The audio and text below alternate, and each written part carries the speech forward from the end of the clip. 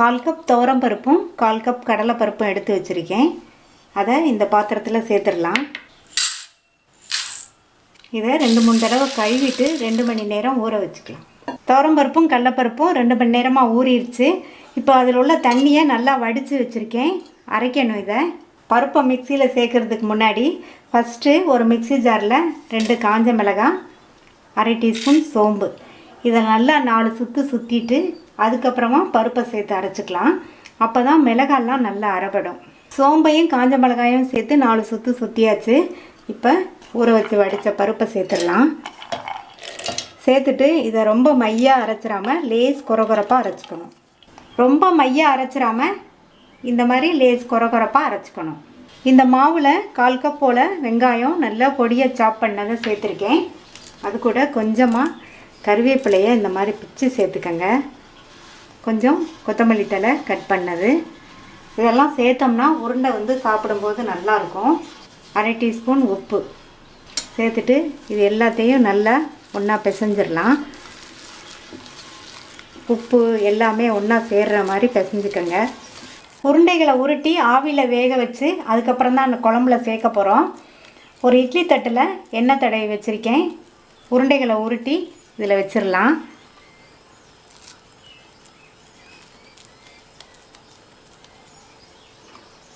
இந்த மாதிரி உருண்டையை உருட்டி ஆவியில் வேக வைக்காமல் குழம்பு கொதிக்கும் போது நேரடியாக போடுற குழம்பு மெத்தடும் இருக்குது. அந்த மெத்தட் வந்து நம்ம தமிழ் ஃபுட் கார்னர் சேனலில் இருக்குது, அதையும் பார்த்துக்கங்க. இட்லி பாத்திரத்தில் தண்ணி கொதிச்சிட்ருக்கு. இந்த மாதிரி தண்ணி கொதிச்சதுக்கப்புறம் தான் நம்ம வேக வைக்கணும். உருண்டைகளை வச்சிடலாம். மீடியம் ஃப்ளேமில் வச்சு ஒரு 10 நிமிஷம் வேகட்டும்.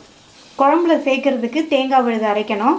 2 டேபிள் ஸ்பூன் போல் தேங்காய் துண்டுகள், 1/2 டீஸ்பூன் சீரகம், இதை தண்ணி சேர்த்து நல்லா நைஸாக அரைச்சி எடுத்துக்கலாம். 10 நிமிஷம் ஆச்சு. உருண்டைகள்லாம் வெந்துருச்சு. எடுத்து வச்சிடலாம். கடாயில் 1 டேபிள் ஸ்பூன் நல்லெண்ணெய் விட்டு சூடாயிடுச்சு. அதில் ஒரு 1/2 டீஸ்பூன் போல் கடுகு சேர்த்துடலாம். கடுகு பொரிய ஆரம்பிச்சிருச்சு. அது கூட 1/4 டீஸ்பூனில் பாதி அளவுக்கு வெந்தயம் சேர்த்துருக்கேன். இந்த மாதிரி வெந்தயம் சேர்த்து பொரிய விட்டு உருண்டை குழம்பு பண்ணோம்னா நல்லா டேஸ்ட்டாக இருக்கும். அடுத்து ஒரு 1/2 கப் அளவு வெங்காயம் நல்லா பொடியாக கட் பண்ணிக்கோங்க. வெங்காயம் சேர்த்ததுக்கப்புறமா 3 பூண்டு நல்லா ஸ்லைஸ் பண்ணி வச்சுருக்கேன், அதை சேர்த்துடலாம். இந்த மாதிரி ஸ்லைஸ் பண்ணிக்கோங்க, அல்லது இடித்து கூட சேர்த்துக்கலாம். அது கூட கருவேப்பிலை. இந்த வெங்காயம் வந்து நல்லா வதங்கி வரட்டும், லைட்டாக கலர் மாதிரி வரட்டும். வெங்காயமும் பூண்டும் வதங்கி லைட்டாக கலர் மாதிரி வந்துடுச்சு.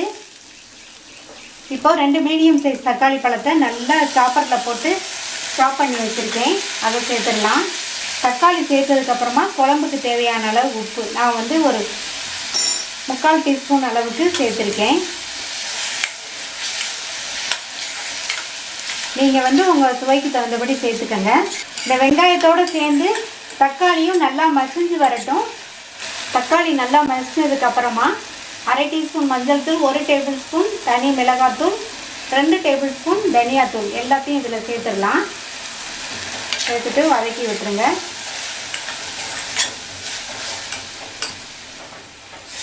கொஞ்சமாக தண்ணி தெளித்து வதக்கிக்கலாம். இதனுடைய பச்சை வாசனை போய் எண்ணெய் பிரிஞ்சு வரட்டும். நல்லா ஓரங்கள்லாம் எண்ணெய் பிரிஞ்சு வந்துடுச்சு, பச்சை வாசனையும் போயிடுச்சு. நான் வந்து மிளகாத்தூளும் தனியாத்தூளும் சேர்த்தேன். நீங்கள் அதுக்கு பதில் உங்கள்கிட்ட குழம்புத்தூள் இருந்தாலும் உங்கள் காரத்துக்கு தகுந்தபடி சேர்த்துக்கோங்க. இப்போது சின்ன லெமன் சைஸ் அளவு புளியை 1/2 கப் தண்ணியில் கரைச்சி வச்சுருக்கேன், அதை சேர்த்துடலாம். புளி கரைச்சல் வந்து உங்கள் புளிப்பு சுவைக்கு தகுந்தபடி சேர்த்துக்கோங்க. சேர்த்துட்டு நல்லா கலந்துட்டு இப்போ தண்ணி சேர்க்கணும். இது கூட 2 கப் போல் தண்ணி சேர்த்துடலாம். அது கூட பருப்பு அரைச்ச மிக்சி ஜாரை கழுவி அந்த தண்ணியும் சேர்த்துடலாம். அந்த தண்ணியும் வேஸ்ட் பண்ணாமல் சேர்த்தோம்னா குழம்பு நல்லா திக்னஸாக இருக்கும். நல்லா கொதித்து வரட்டும் குழம்பு. குழம்பு கொதிக்கிறதுக்கு முன்னாடி உப்பு செக் பண்ணிக்கோங்க. நான் வந்து இன்னும் கொஞ்சம் உப்பு சேர்த்துக்கிறேன். குழம்பு நல்லா கொதித்து வரட்டும். குழம்பு நல்லா கொதிச்சிட்ருக்கு. ஆவியில் வேக வச்ச உருண்டைகளை ஒவ்வொன்றா சேர்த்துடலாம்.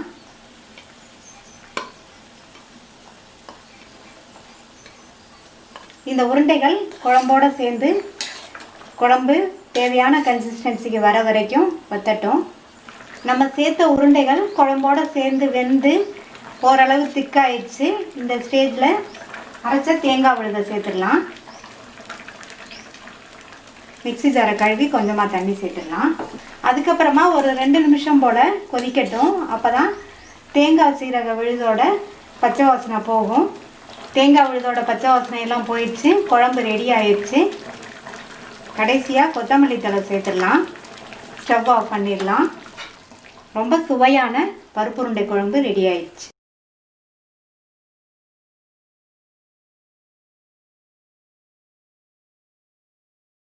கடாயில் 2 டேபிள் ஸ்பூன் நல்லெண்ணெய் விட்டுருக்கேன். சூடாயிடுச்சு. அதில் அரை டீஸ்பூன் கடுகு பொரிஞ்சதும் கொஞ்சமாக வெந்தயம் சேர்த்துக்கோங்க. இந்த குழம்புக்கு நல்லெண்ணெய் சேர்த்துக்கோங்க. அதுவும் கொஞ்சம் அதிகமாகவே சேர்த்துக்கோங்க. அப்போ தான் நல்லாயிருக்கும். வெந்தயமும் நல்லா பொரிஞ்சதுக்கப்புறமா கருவேப்பிலை சேர்த்துடலாம். 100 கிராம் பூண்டை நல்லா தோல் விரித்து வச்சுருக்கேன். அதை சேர்த்துடலாம். இந்த பூண்டு கொஞ்சம் வதங்கிக்கட்டும். பூண்டை இந்த மாதிரி லைட்டாக கலர் சேஞ்ச் ஆகிற அளவுக்கு வதக்கிக்கோங்க. அது கூட ஒரு 50 கிராம் சின்ன வெங்காயமே சேர்த்துக்கோங்க. நல்லாயிருக்கும். சப்போஸ் உங்கள்கிட்ட இல்லைன்னா ஒரு சின்ன சைஸ் பெரிய வெங்காயத்தை கொஞ்சம் பெரிய பீஸாக கட் பண்ணி சேர்த்துக்கோங்க. இப்போது வெங்காயமும் அது கூட சேர்ந்து கொஞ்சம் வதங்கிக்கட்டும். வெங்காயம் லைட்டாக கண்ணாடி பதம் வர அளவுக்கு வதங்கிடுச்சு. இதில் 2 மீடியம் சைஸ் தக்காளியை நல்லா விழுது அரைச்சி வச்சுருக்கேன். அதை சேர்த்துடலாம். தக்காளியை இந்த மாதிரி பேஸ்ட்டு அரைச்சி சேர்த்தோம்னா குழம்போட கன்சிஸ்டன்சி நமக்கு நல்லா கொஞ்சம் அதிகமாகவே இருக்கும். இது கூட 1/4 டீஸ்பூன் மஞ்சள் தூள், 1 டீஸ்பூன் மிளகுத்தூள். இந்த மிளகுத்தூள் சேர்க்கறதுனால இந்த குழம்போட டேஸ்ட் வந்து ஒரு டிஃப்ரெண்ட்டாக இருக்கும். மிளகுத்தூள் தான் நம்ம கொஞ்சம் அதிகமாகவே சேர்த்துருக்கோம். அது கூட அரை டீஸ்பூன் சீரகத்தூள், ஒரு அரை டீஸ்பூன் தனி மிளகாத்தூள். மிளகுத்தூள் சேர்த்துருக்கிறதுனால மிளகாத்தூள் வந்து இந்த அளவுக்கு போதும். அடுத்து 2 டீஸ்பூன் அளவுக்கு கொத்தமல்லி தூள் சேர்த்துக்கோங்க. இந்த குழம்புக்கு தேவையான அளவு உப்பு சேர்த்துட்டு நல்லா வதக்கி விட்டுக்கணும். பச்சை வாசனை போய் ஓரங்கள்லாம் நல்லா எண்ணெய் பிரிஞ்சு வரும். அது வரையும் இருக்கட்டும். நல்லா எண்ணெய் பிரிஞ்சு வந்துருச்சு ஓரங்கள்லாம். இது கூட ஒரு பிஞ்ச் பெருங்காய பவுடர் சேர்த்துக்கலாம். 100 கிராம் அவரைக்காயை சைடில் உள்ள நார்லாம் எடுத்துட்டு இந்த மாதிரி பெரிய துண்டுகளாக கட் பண்ணி வச்சுருக்கேன். அதை சேர்த்துட்டு இதை இந்த எண்ணெய் மசாலாலேயே நல்லா வதக்கிக்கணும். 1 நிமிஷம் போல் வதக்கிக்கங்க. அவரைக்காயோட பூண்டு சேர்த்து பண்ணுற குழம்பு வந்து சாப்பிட்றதுக்கு ரொம்ப சுவையாக இருக்கும். நீங்களும் ஒரு தடவை இந்த மாதிரி செஞ்சு பாருங்கள், உங்களுக்கும் பிடிக்கும். காயை வதக்கி விட்டாச்சு. இப்போது இது கூட 1/2 கப் போல் தண்ணி சேர்த்துடலாம்.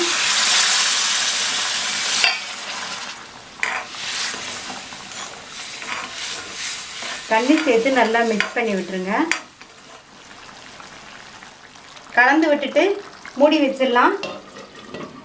ஒரு 2 நிமிஷம் குழம்போடு சேர்ந்து அவரைக்காய் கொதித்து வெந்துட்டுருக்கட்டும். மூடி போட்டு 2 நிமிஷம் போல் கொதிச்சிருச்சு. இது கூட ஒரு சின்ன நெல்லிக்காய் சைஸ் அளவு வந்து புளியை கரைச்சி நல்லா வடிகட்டி எடுத்து வச்சுருக்கேன். இந்தளவு புளி கரைசல் போதும். நம்ம வந்து 2 தக்காளியை விழுத அரைச்சி சேர்த்துருக்கோம். அதனால் இந்தளவு போதும். இந்த ஸ்டேஜில் உப்பு போதுமானு செக் பண்ணிக்கோங்க. எனக்கு உப்பு கரெக்டாக இருக்குது. மறுபடியும் மூடி போட்டுடலாம். சிம்மில் வச்சு இந்த குழம்பு நல்லா மேலே எண்ணெய் தெளிஞ்சு வர வரையும் இருக்கட்டும். சிம்லேயே வச்சு குழம்போடு சேர்ந்து பூண்டு அவரைக்காய் எல்லாம் நல்லா வெந்துருச்சு. குழம்பும் பார்த்திங்கன்னா நல்லா மேலே எண்ணெய் தெளிஞ்சு வந்திருக்கு. இந்த கன்சிஸ்டன்சியில் இருந்தால் குழம்போட டேஸ்ட் வந்து ரொம்ப நல்லாயிருக்கும். இதை சூடான சாதத்தில் விட்டு சாப்பிட்டிங்கன்னா அவ்வளோ சூப்பராக இருக்கும். நீங்களும் அடிக்கடி இந்த அவரைக்காய் பூண்டு குழம்பு செஞ்சு சாப்பிடுவீங்க. இப்போ இந்த குழம்பு ரெடி ஆகிடுச்சு. ஸ்டவ் ஆஃப் பண்ணிடலாம்.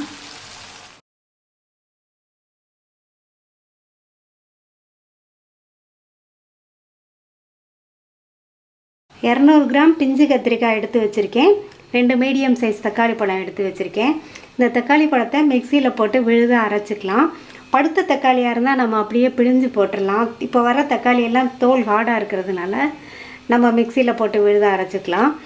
கத்திரிக்காயை வந்து காம்பை கட் பண்ணிவிட்டு இந்த மாதிரி வந்து ப்ளஸ் சைஸில் வந்து கட் பண்ணிக்கணும். கட் பண்ணும்போது பூச்சி எதுவும் இருக்கான்னு பார்த்துக்கணும். பூச்சி இருந்தால் அந்த கத்திரிக்காயை சேர்க்க வேண்டாம். இந்த மாதிரி கட் பண்ணி போட்டோம்னா அதில் உள்ள மசாலாலாம் நல்லா இறங்கி கத்திரிக்காயும் டேஸ்ட்டாக இருக்கும், குழம்பும் டேஸ்ட்டாக இருக்கும். ஒரு கடாயில் 2 டீஸ்பூன் எண்ணெய் விட்டுருக்கேன். இந்த கத்திரிக்காயை சேர்த்துட்டு நல்லா வதக்கிக்கலாம். கத்திரிக்காயை தண்ணியிலேருந்து எடுத்து சூடான எண்ணெயில் போடும்போது லேசாக தெறிக்குது, அதனால் பார்த்து கொஞ்சம் கவனமாக சேர்த்துக்கோங்க. அதை இந்த கத்திரிக்காய் எண்ணெயிலேயே நல்லா வதங்கணும். எல்லா பக்கமும் வதங்குற மாதிரி நல்லா கடாயையும் அரைச்சி விட்டுக்கணும். நல்லா வதங்கட்டும். லேசாக கொஞ்சம் வதக்கிட்டு மூடி போட்டுடலாம். மூடி போட்டு ஒரு 4-5 நிமிஷம் இருக்கட்டும். இடையில மட்டும் கிண்டி விட்டுக்கலாம். நல்லா வதங்கிடுச்சு. இதை இறக்கி வச்சிடலாம். இந்த மாதிரி மூடி போடுறதுனால எண்ணெயும் வெளியில் தெறிக்காமையும் இருக்கும், கத்திரிக்காயும் நல்லா சாஃப்டாக வதங்கும். ஒரு பாத்திரத்தில் 1 டேபிள் ஸ்பூன் நல்லெண்ணெய் விட்டுருக்கேன். எண்ணெய் சூடாகிடுச்சு. 1 டீஸ்பூன் கடுகு, 1/4 டீஸ்பூன் வெந்தயம் சேர்த்துக்கலாம். வெந்தயம் நல்லா பொரிஞ்சு வருது. 3 நசுக்கின பூண்டு சேர்த்துக்கலாம். ஒரு 7-8 சின்ன வெங்காயம் இந்த மாதிரி 1-2 மிக்சியில் போட்டு அடித்து வச்சுக்கணும், அதையும் சேர்த்துக்கலாம். இந்த மாதிரி 1-2 நசுக்கி போட்டோம்னா குழம்போட கன்சிஸ்டன்சி நல்லாயிருக்கும். அதனால தான். இல்லைன்னா நல்லா பொடியை கட் பண்ணி சேர்த்துக்கோங்க. கருவேப்பிலை. இந்த வெங்காயம் நல்லா வதங்கட்டும். வெங்காயம் வதங்கிடுச்சு. அரைச்சி வச்ச தக்காளி விழுது சேர்த்துக்கலாம். தக்காளி விழுது சேர்த்ததுக்கப்புறம் குழம்புக்கு தேவையான அளவு உப்பு. இதை வந்து நல்லா மிக்ஸ் பண்ணி விட்டுடலாம். தக்காளி விழுது சேர்த்து நல்லா கலந்து விட்டுட்டு 1/2 டீஸ்பூன் மஞ்சள் தூள், 3/4 டேபிள் ஸ்பூன் தனி மிளகாத்தூள், 1 டேபிள் ஸ்பூன் தனியாத்தூள் எல்லாத்தையும் இதில் சேர்த்துடலாம். கொஞ்சமாக தண்ணி தெளிச்சிட்டு எல்லாம் ஒன்று சேர்ந்து பச்சை வாசனை போய் எண்ணெய் பிரிஞ்சு வரட்டும். மசாலாவோட பச்சை வாசனை போயிடுச்சு. ஒரு பெரிய நெல்லிக்காய் சைஸ் அளவு புளியை வந்து நல்லா கெட்டியாக கரைச்சி வச்சுருக்கேன், அதை சேர்த்துக்கலாம்.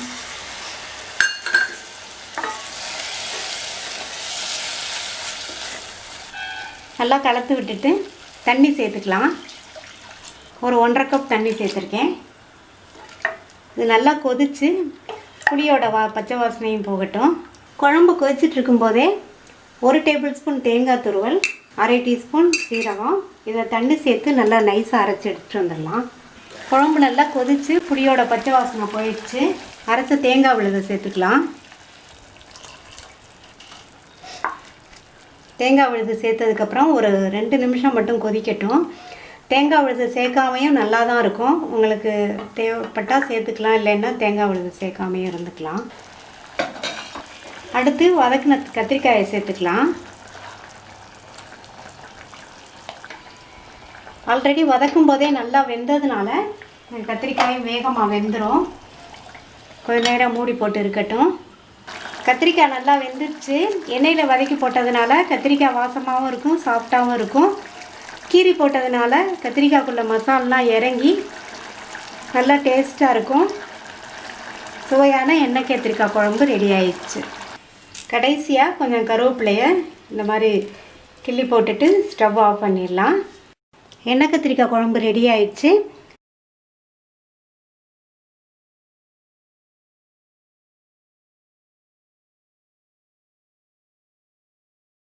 கிராம் பாவக்காய் எடுத்திருக்கேன். இந்த பாவக்காயில் இந்த காம்பு பகுதியையும் இந்த நுனி பகுதியையும் கட் பண்ணிவிட்டு ரவுண்ட் துண்டுகளாக கட் பண்ணிக்கலாம். பாவக்காய் புளிக்குழம்புக்கு பாவக்காவை வதக்கிட்டு தான் குழம்பு பண்ணணும், அப்போ தான் நல்லாயிருக்கும். கடாயில் 1 டீஸ்பூன் எண்ணெய் விட்டுருக்கேன். இப்போ பாவக்காயை வதக்கிடலாம். பாவக்காவை வந்து ரொம்ப மெல்லிசாக கட் பண்ணாமல் இந்த அளவு திக்னஸ்க்கு கட் பண்ணிக்கோங்க. பாவக்காவை சேர்த்துடலாம். பாவக்காய் பொரியலுக்கு வதக்கிற மாதிரி ரொம்ப சுருளை வதக்காமல் பாதி அளவு குக்காக இருக்கிற அளவுக்கு நம்ம வதக்கிக்கணும். ஸ்டவ்வை வந்து சிம்மில் வச்சே வதக்கிக்கங்க. இதை 5 நிமிஷம் மட்டும் வதக்கினா போதும். ரொம்ப சுருளை வதக்கிடக்கூடாது. பாதி அளவு குக் ஆனால் போதும். காய் வதங்கிட்டு இருக்கும்போது 2 டேபிள் ஸ்பூன் தேங்காய் துண்டுகளை மிக்ஸி ஜாரில் சேர்த்துருக்கேன். இதில் வந்து கொஞ்சமாக தண்ணி சேர்த்து நல்லா நைஸ் பேஸ்ட்டாக அரைச்சிக்கலாம். பாவக்காய் பாதி அளவுக்கு வதங்கிடுச்சு. இப்போ இதை எடுத்துடலாம். ஒரு கடாயில் 1 டேபிள் ஸ்பூன் நல்லெண்ணெய் விட்டுருக்கேன். இந்த குழம்புக்கு நல்லெண்ணெய் கொஞ்சம் அதிகமாக சேர்த்தா நல்லாயிருக்கும். எண்ணெய் சூடாயிடுச்சு. கொஞ்சமாக கடுகு சேர்த்துக்கலாம். சாதாரணமாக காரக்குழம்புக்கு நம்ம வெந்தயம் சேர்ப்போம், கடுகு சேர்த்துட்டு. இப்போ வந்து இதுக்கு வெந்தயம் சேர்க்க வேண்டாம், ஏற்கனவே பாவக்காயிலே கசப்பு இருக்கும், அதனால தான். கடுகு பொரிஞ்சிருச்சு. ஒரு 1/2 கப் அளவுக்கு வெங்காயம் நல்லா பொடியாக கட் பண்ணிக்கோங்க, அதை சேர்த்துடலாம். ஒரு கீரின பச்சை மிளகாய், 2 பூண்டு பொடியாக கட் பண்ணது, கொஞ்சமாக கறிவேப்பிலை. இந்த வெங்காயம் கொஞ்சம் கலர் மாதிரி வரட்டும். சப்போஸ் வெங்காயம் வந்து பெருசாக கட் பண்ணிட்டிங்கன்னா மிக்ஸி ஜாரில் போட்டு பல்ஸ் மோடில் 1-2 அரைச்சிக்கோங்க. வெங்காயம் நல்லா வதங்கிடுச்சு பாருங்கள். இந்த மாதிரி நல்லா பொடியாக சாப் பண்ணால் தான் குழம்போட கன்சிஸ்டன்சி நல்லா திக்காக இருக்கும். 2 மீடியம் சைஸ் தக்காளி பழம் பொடியாக கட் பண்ணதை சேர்த்துடலாம். சேர்த்ததுக்கப்புறமா குழம்புக்கு தேவையான அளவு உப்பு சேர்த்துடலாம். பாவக்காய் புளி குழம்புக்கு மற்ற குழம்பை விடவே கொஞ்சம் அதிகமாக தான் உப்பு சேர்க்கணும்.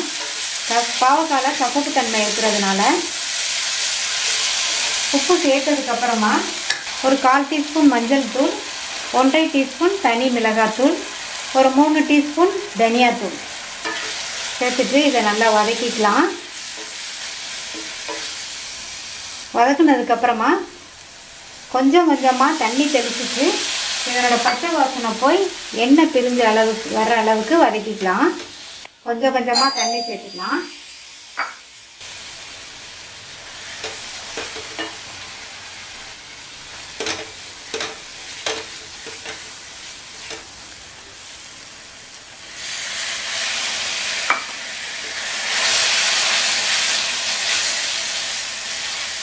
மசாலாவோட பச்சை வாசனை போயிடுச்சு.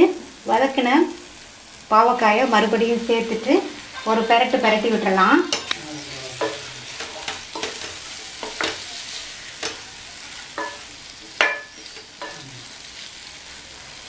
நல்லா பெரட்டியாச்சு. ஒரு பெரிய நெல்லிக்காய் சைஸ் அளவு புளியை வந்து தண்ணி ஊற்றி கரைச்சி வச்சுருக்கேன், அதை வந்து இதில் சேர்த்துடலாம். இதுக்கும் கொஞ்சம் மற்ற குழம்பை விட புளி கொஞ்சம் அதிகமாக சேர்த்தா தான் நல்லாயிருக்கும். அதுக்கப்புறமா தண்ணி சேர்த்துடலாம். தண்ணி வந்து உங்களுக்கு குழம்பு எந்த அளவுக்கு திக்னஸ் வேணுமோ அந்த அளவுக்கு நீங்கள் தகுந்தபடி சேர்த்துக்கங்க. நான் வந்து 1 கப் சேர்த்துருக்கேன், இன்னொரு 1/4 கப் சேர்த்துக்கிறேன். அப்போ தான் இது வெந்து வரும்போது கரெக்டாக இருக்கும். பாவக்காவை நம்ம ஆல்ரெடி வதக்குனதுனால மீதி இன்னும் கொஞ்சம் நேரத்தில் வெந்துடும். இப்போ மூடி போட்டுடலாம். அப்பப்போ ஓப்பன் பண்ணி கிண்டி விட்டுக்கலாம். சேர்த்த தண்ணியெல்லாம் வற்றி புளியோட பச்சை வாசனை, சேர்த்த மசாலாவோட பச்சை வாசனை எல்லாம் போய் குழம்பு ஆல்மோஸ்ட் ரெடி ஆயிடுச்சு. இந்த ஸ்டேஜில் உப்பு போதுமா என்னன்னு செக் பண்ணிக்கோங்க. நான் செக் பண்ணேன், கொஞ்சம் உப்பு பத்தாது, இன்னும் கொஞ்சம் உப்பு சேர்த்துக்கிறேன். இந்த குழம்பு வந்து ரொம்ப நல்லாயிருக்கும். உப்பு புளிப்பு உரப்போட நம்ம இன்னும் வெல்லம் வேறு சேர்க்க போகிறோம், அந்த இனிப்போட ரொம்ப நல்லாயிருக்கும். இப்போது அரைச்ச தேங்காய் விழுதை சேர்த்துடலாம். நீங்கள் தேங்காய் விழுது சேர்க்காமையே நல்லா தான் இருக்கும். தேங்காய் விழுதுக்கு பதில் தேங்காய் பால் கூட சேர்த்துக்கலாம். சேர்த்துட்டு நல்லா கலந்து விட்டுருங்க. இந்த தேங்காய் விழுதோட பச்சை வாசனை போகிறதுக்கு ஒரு 2 நிமிஷம் மட்டும் குழம்பு ஸ்டவ்வில் இருக்கட்டும். தேங்காய் விழுதோட பச்சை வாசனையும் போயிடுச்சு. இந்த பாவக்காய் குழம்பு வந்து இந்த அளவு திக்னஸோடு இருந்தால் நல்லாயிருக்கும். நம்ம சூடான சாதத்தில் நல்லா கெட்டியாக ஊற்றி பிசைஞ்சு சாப்பிட்றதுக்கு. இப்போ பாவக்காவும் வெந்துருச்சு, குழம்பு ரெடி ஆயிடுச்சு. கடைசியில் கொஞ்சமாக வெல்லம் சேர்த்துக்கலாம். நீங்கள் சுகர் பேஷண்ட்டாக இருக்கீங்க, வெல்லம் விருப்பப்படலைன்னா சேர்க்காமையும் விட்டுறலாம். ஆஃப் பண்ணிடலாம். ரொம்ப ரொம்ப சுவையான பாவக்காய் புளி குழம்பு ரெடி ஆயிடுச்சு. பாவக்காய் கசப்பாக இருக்கிறதுனால இந்த குழம்புக்கு உப்பு புளிப்பு காரம் கொஞ்சம் அதிகமாக சேர்த்தா நல்லாயிருக்கும். பாகற்காய் புளிக்குழம்பு ரெடி ஆயிடுச்சு.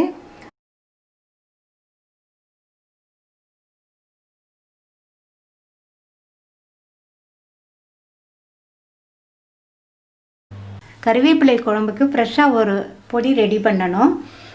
ரெடி பண்ணிடலாம். கடாயில் வந்து 1 டீஸ்பூன் எண்ணெய் விட்டு சூடாயிடுச்சு. அதில் 2 டேபிள் ஸ்பூன் துவரம்பருப்பு, 1 டீஸ்பூன் கடலைப்பருப்பு, 1 டீஸ்பூன் மிளகு, இதை வந்து நல்லா வறுத்துக்கலாம். நல்லா வாசனை வரணும், கலரும் மாறணும். சேர்த்துருக்கிற மிளகு எண்ணெயில் நல்லா பொரிஞ்சிருச்சு.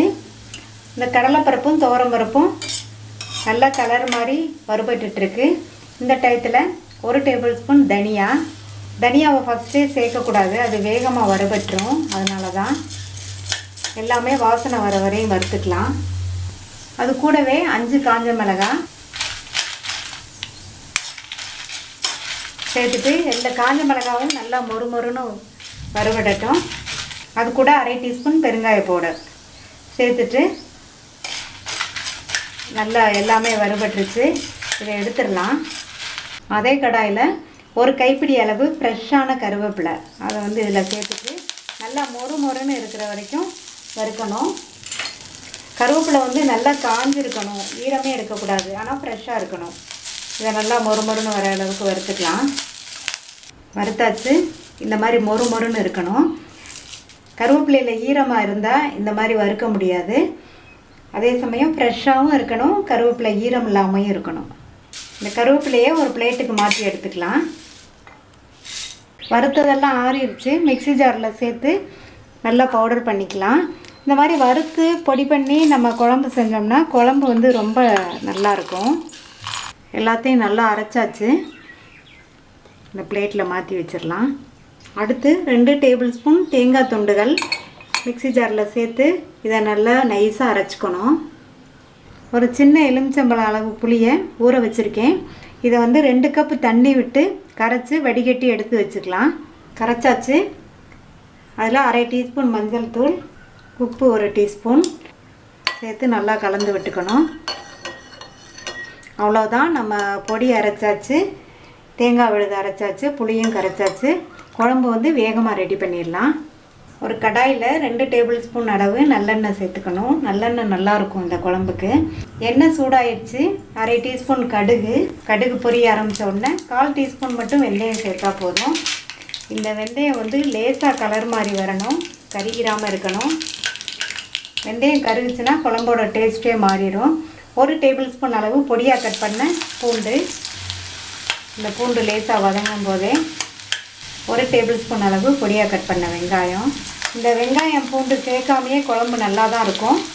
நீங்கள் தேவைன்னா சேர்த்துக்கங்க, இல்லைன்னா ஸ்கிப் பண்ணிடுங்க. இந்த குழம்புக்கு வந்து எண்ணெய் கொஞ்சம் அதிகமாக இருந்தால் தான் நல்லாயிருக்கும்.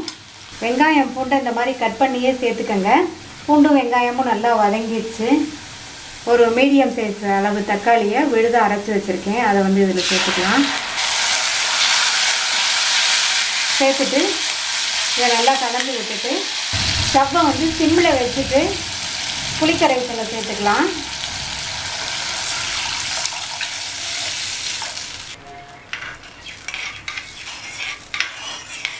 இப்போ ஸ்டவ் ஃப்ளேமை கூட்டிட்டேன். நம்ம அரைச்சி வச்ச பொடியை சேர்த்துக்கலாம். இந்த பொடி வந்து நல்ல வாசனையாக இருக்குது, கமகமன்னு இருக்குது. நீங்கள் குழம்பு பண்ணோம்னா முன்னாடியே கூட இந்த குழம்பு பொடியை ரெடி பண்ணி ஃப்ரிட்ஜில் கூட வச்சுக்கலாம். அந்த மாதிரி வச்சுட்டிங்கன்னா டக்குன்னு குழம்பு ரெடி ஆயிரும். சேர்த்துட்டு நல்லா கட்டி இல்லாமல் கலந்து விட்டுருங்க. குழம்பு கொதிக்க ஆரம்பிச்சிருச்சு. அரைச்ச தேங்காய் விழுதை சேர்த்துக்கலாம். இந்த தேங்காய் விழுதை வந்து நல்லா நைஸாக அரைச்சிக்கோங்க. கொஞ்சமாக சேர்த்தா போதும். 2 டேபிள் ஸ்பூன் அளவு எடுத்தோம், அந்த அளவு சேர்த்தா போதும். இந்த கறிவேப்பிலை குழம்புக்கு புளிப்பும் உரப்பும் கொஞ்சம் கூடுதலாக இருந்தால் தான் நல்லாயிருக்கும். நீங்கள் வந்து இந்த டயத்தில் உப்பு செக் பண்ணி சேர்த்துக்கங்க. மூடி போட்டுடலாம். சிம்மில் வச்சு இந்த குழம்பு நல்லா வற்றி வரட்டும். சிம்லேயே வச்சு குழம்பு நல்லா வற்றி வந்துடுச்சு. சிம்மில் இருக்கும்போது திறந்து கிண்டி விட்டுக்கணும். இந்த குழம்பு வந்து தண்ணியாக இருக்கக்கூடாது, நல்லா கெட்டியாக இருந்தால் தான் சாதத்தில் போட்டு சாப்பிட்றதுக்கு நல்லாயிருக்கும். கருவேப்பிலை குழம்பு ரெடி ஆயிடுச்சு. ஸ்டவ் ஆஃப் பண்ணிடலாம். கருவேப்பிலை குழம்பு ரெடி ஆயிடுச்சு.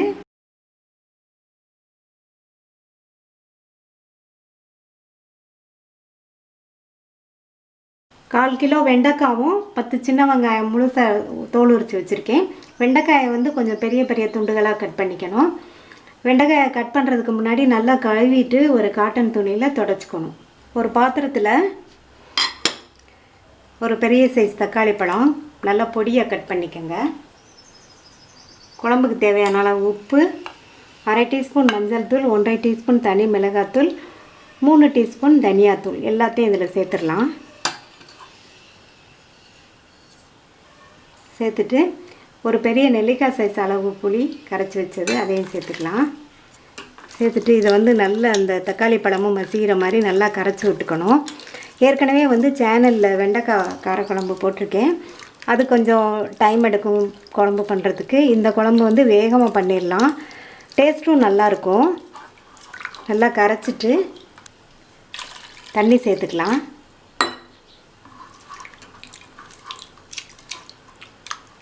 நல்லா கரைச்சி விட்டுக்கோங்க, அந்த தக்காளியெல்லாம் மசிகிற மாதிரி.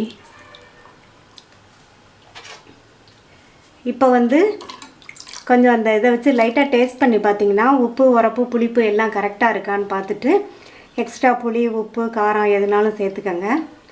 அப்புறமா இப்போ வந்து இது கரெக்டாக இருக்குது, உப்பு, உரப்பு, புளிப்பு எல்லாம். எக்ஸ்ட்ராவாக தண்ணி சேர்த்துக்கணும். ஒரு 2 கப் சேர்த்துருக்கேன். அவ்வளோதான், நமக்கு குழம்புக்கு வேணுங்கிற உப்பு, உரப்பு, புளிப்போட மசாலாலாம் ரெடி பண்ணியாச்சு. இனி அடுத்து குழம்பு வைக்க வேண்டியதுதான். ஒரு பேனை சூடு பண்ணி 1/2 டீஸ்பூன் எண்ணெய் விட்டுருக்கேன். அதில் வந்து நம்ம எடுத்து வச்ச வெண்டைக்காயை வதக்கிக்கலாம்.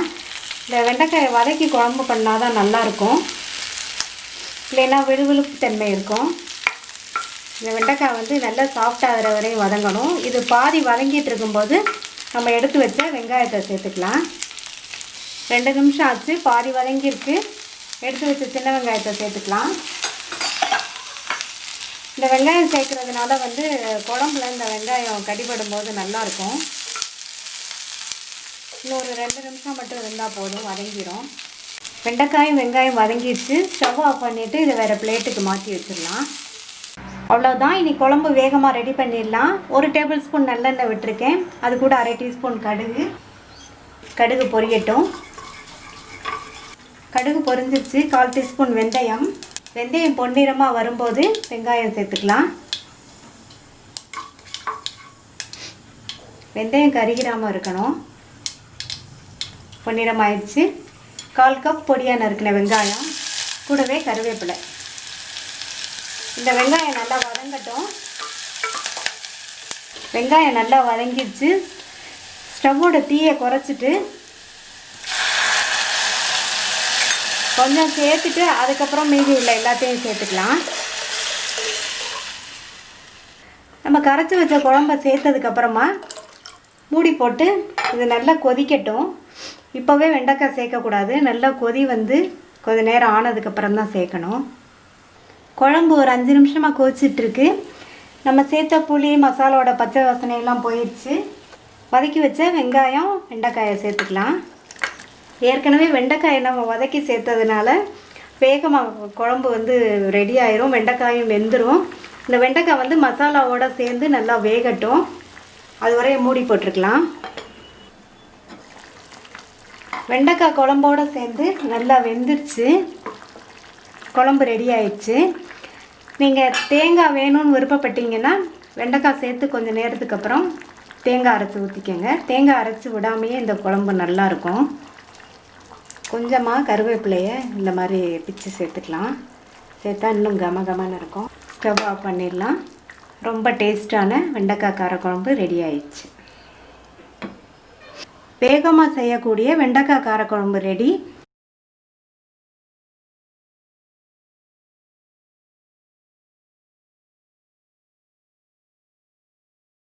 ஒரு 150 கிராம் க்ளீன் பண்ண முருங்கைக்கீரை, 2 டேபிள் ஸ்பூன் பாசிப்பருப்பு, ஒரு 1/2 மணி நேரம் தண்ணியில் ஊற வச்சது, ஒரு சின்ன சைஸ் தக்காளி பழம், 10 சின்ன வெங்காயம், 1/2 டேபிள் ஸ்பூன் தேங்காய் துருவல், ஒரு 7 காஞ்ச மிளகாய், 1 டேபிள் ஸ்பூன் தனியா, 1 டேபிள் ஸ்பூன் புழுங்கல் அரிசி, 1/2 டீஸ்பூன் கடுகு, 1/2 டீஸ்பூன் உளுந்து, அப்புறமா எண்ணெய் வந்து 2 டீஸ்பூன், உப்பு, 1/4 டீஸ்பூன் மஞ்சள் தூள், 1 டீஸ்பூன் சீரகம், 1 டீஸ்பூன் சோம்பு. இப்போ அந்த முருங்கைக்கீரை பாசிப்பருப்பு குழம்பு எப்படி பண்ணுறதுன்னு பார்க்கலாம். முதல்ல பாசிப்பருப்பை வேக வச்சிடலாம். நம்ம அரை மணி நேரம் ஊற வச்ச இந்த 2 டேபிள் ஸ்பூன் பாசிப்பருப்பை இதில் சேர்த்துருக்கேன். இதில் வந்து 2 டம்ளர் தண்ணி விட்டுக்கலாம். இந்த பாசிப்பருப்பு வெந்துட்டுருக்கட்டும். முருங்கைக்கீரை குழம்பு பண்ணுறதுக்கு ஒரு பொடி ரெடி பண்ணணும். நான் வந்து ஒரு கடாய் போட்டிருக்கேன். அதில் வந்து அந்த 1 டேபிள் ஸ்பூன் தனியாவை சேர்த்துக்கலாம். நம்ம வந்து எண்ணெய் எல்லாம் சேர்க்க தேவையில்லை. இதை ட்ரை ரோஸ்ட் தான் பண்ண போகிறோம். இப்போ வந்து 7 காஞ்ச மிளகாய் எடுத்து வச்சுருந்தேன். இதில் வந்து 4 காஞ்ச மிளகாய் இதில் சேர்த்துக்கலாம். இது கொஞ்சம் வறுபடட்டும். தனியாகவும் மிளகாவும் கொஞ்சம் வறுபட்டோன்னே நம்ம எடுத்து வச்சுருச்ச சோம்பு, சீரகம் இதை 2ஐயும் சேர்த்துக்கலாம். இது 2ம் நல்லா வறுபடட்டும். கருகிராமல் பார்த்துக்கோங்க. சீரகமும் நம்ம போட்ட சோம்பு வந்து நல்லா பொரிஞ்சு வரணும். அப்போ வந்து நம்ம எடுத்துடலாம். இப்போ நல்லா படபடன்னு பொரிய ஆரம்பிச்சிருச்சு. இதை நம்ம எடுத்துக்கலாம். அடுத்து நம்ம எடுத்து வச்ச 1 டேபிள் ஸ்பூன் புழுங்கலரிசியை சேர்த்துக்கலாம். இந்த புழுங்கலரிசியும் நல்லா வந்து பொரிஞ்சு வரணும். அது வரையும் நம்ம வறுக்கலாம். நம்ம போட்ட அரிசி நல்லா பொரிஞ்சிருச்சு. இந்த அரிசியை நம்ம வந்து ஒரு கிண்ணத்துக்கு மாற்றி எடுத்துக்கலாம். நம்ம போட்ட பாசிப்பருப்பு நல்லா கொதித்து வெந்துட்டுருக்கு. இப்போ வந்து ஒரு சின்ன சைஸ் தக்காளி கட் பண்ணதை நம்ம சேர்த்துக்கலாம். பெரிய சைஸ்னால் ஹாஃப் சைஸ் போட்டுக்கோங்க. இந்த அளவு போதும். நம்ம வறுத்து வச்சா தனியா, காஞ்ச மிளகாய், சோம்பு, சீரகம் வந்து நல்லா ஆறிடுச்சு. இதை வந்து ஒரு மிக்ஸி ஜாரில் சேர்த்துக்கலாம்.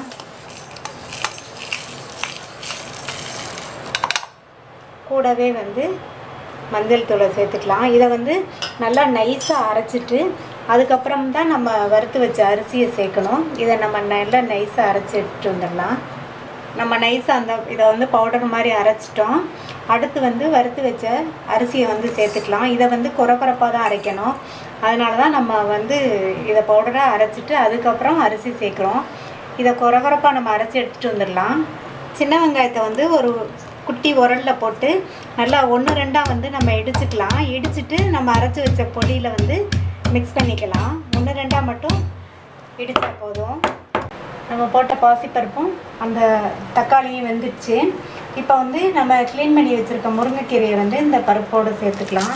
சேர்க்கும்போது இந்த மாதிரி கொஞ்சம் பிச்சு சேர்த்தோம்னா நல்லா வேகும். அதே மாதிரி அந்த முருங்கைக்கீரையோட வாசனையும் நமக்கு நல்லா கிடைக்கும். இதை வந்து இப்படி பிச்சு சேர்த்துக்குவோம். நம்ம வந்து எல்லா கீரையும் இதில் சேர்த்தாச்சு. நல்லா மிக்ஸ் பண்ணி விட்டுட்டு கீரை வந்து ஒரு 3 நிமிஷம் வேகட்டும். அதுக்கு மேலே வெந்தால் கீரையோட கலர் மாறிடும், டேஸ்ட்டும் மாறிடும். 3 நிமிஷம் ஆச்சு. இப்போ வந்து கீரையும் வெந்திருக்கும். பொதுவாக வந்து முருங்கைக்கீரையை ரொம்ப நேரம் வேக விடக்கூடாதுன்னு சொல்லுவாங்க. இப்போ ஸ்டவ்வை வந்து நம்ம சிம்மில் வச்சுட்டு இந்த பொடியோட வெங்காயத்தை தட்டி கலந்து வச்சுருக்கேன். இதை வந்து இந்த குழம்புல சேர்த்துக்கலாம். இந்த பொடி தான் வந்து குழம்புக்கு ரொம்ப வாசனை கொடுக்கக்கூடியது. சேர்த்துட்டு நல்லா மிக்ஸ் பண்ணி விட்டுக்கலாம். சூப்பராக இருக்குது வாசனை. இன்னும் கொஞ்சம் தண்ணி சேர்த்துக்கலாம். நம்ம வந்து இந்த பொடிக்கு இந்த தனியா, இது காஞ்ச மிளகா, சீரகம், சோம்பெல்லாம் வறுத்து போட்டோம். அதனுடைய பச்சை வாசனை வந்து வேகமாகவே போயிடும். இந்த வறுத்த அரிசி மட்டும் கொஞ்சம் வேகிறதுக்கு ஒரு 3 நிமிஷம் ஆகும். இன்னும் ஒரு 3 நிமிஷம் மட்டும் இருக்கட்டும். 3 நிமிஷம் ஆயிடுச்சு. இப்போ வந்து கடைசியாக வந்து நம்ம தேங்காய் துருவலை இதில் சேர்த்துக்கலாம். சேர்த்துட்டு நல்லா மிக்ஸ் பண்ணி விட்டுறலாம். விட்டுட்டு இந்த கீரைக்கு தேவையான அளவு உப்பு சேர்த்துக்கலாம். உப்பு மட்டும் பார்த்து சேர்த்துக்கங்க கீரைக்கு. அப்புறம் தேவைப்பட்டால் நம்ம சேர்த்துக்கலாம். இப்போ அதை நம்ம இந்த குழம்பை இறக்கி வச்சுட்டு இதுக்கு தாளிப்பு போட்டுடலாம். உப்பு வந்து கீரைக்கு எப்போவுமே கடைசியில் தான் நம்ம சேர்க்கணும்.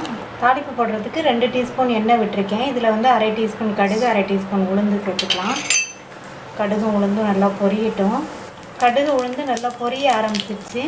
இப்போ இந்த ஸ்டேஜில் வந்து நம்ம 3 காஞ்ச மிளகாய் மீதி இருக்குது, அதை சேர்த்துக்கலாம். சேர்த்துட்டு நல்லா மிக்ஸ் பண்ணி விட்டுடலாம். அந்த காஞ்ச மிளகாவுடைய ஜூஸ் வந்து இதில் நல்லா எண்ணெயில் இறங்கட்டும். காரம். ஸ்டவ் ஆஃப் பண்ணிடலாம். இந்த தாளிப்பை இந்த முருங்கைக்கீரை குழம்புல நம்ம சேர்த்துடலாம். சேர்த்துட்டு நல்லா மிக்ஸ் பண்ணி விட்டுடலாம். இந்த குழம்பு வந்து ரொம்ப டேஸ்ட்டாக இருக்கும். சூடான சாதத்தில் விட்டு சாப்பிட்டா அருமையாக இருக்கும். நீங்களும் ட்ரை பண்ணி பார்த்துட்டு லைக், ஷேர் அண்ட் கமெண்ட் பண்ணுங்கள். தமிழ் ஃபுட் கார்னர் சேனலுக்கு சப்ஸ்கிரைப் பண்ணுங்கள். தேங்க்யூ.